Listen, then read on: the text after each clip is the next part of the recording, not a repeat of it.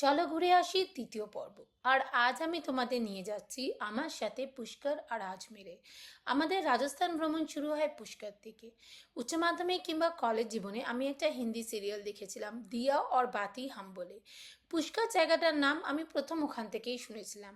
পরে অবশ্যই ঘাটাঘাটি করে জানতে পারি যে ভারতবর্ষে পুষ্করেই অবস্থিত একমাত্র ব্রহ্মা মন্দির, আর এই ব্রহ্মা মন্দিরকে ঘিরেই নাকি পুষ্কর লেক আর এই 52টা ঘাট।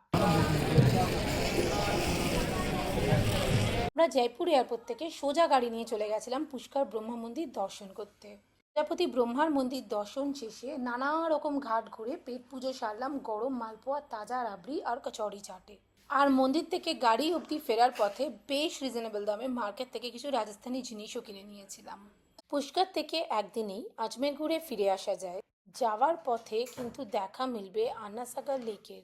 এই ম্যানমেড লেকে কিন্তু কিছুটা সময় অবশ্যই অতিবাহিত করা উচিত। আমরা শীতকালে গেছিলাম, তাই প্রচুর পরিযায়ী পাখিরও দেখা পেয়েছিলাম। পরে আজমের শরীফ পৌঁছে দরগা দর্শন করে আমরা এখানেই পেট পুজো সেরে নিয়েছিলাম মুরাদাবাদি বিরিয়ানি দিয়ে। আজমেরে এছাড়াও গেছিলাম সোনিজিকে নাসিয়া জৈন মন্দিরে। মন্দিরের মূল গর্ভগৃহে সব জিনিসই সোনায় মোড়া, অপূর্ব লাগে ঘুরে ঘুরে দেখতে আর জৈন সংস্কৃতি সম্বন্ধে জানতে।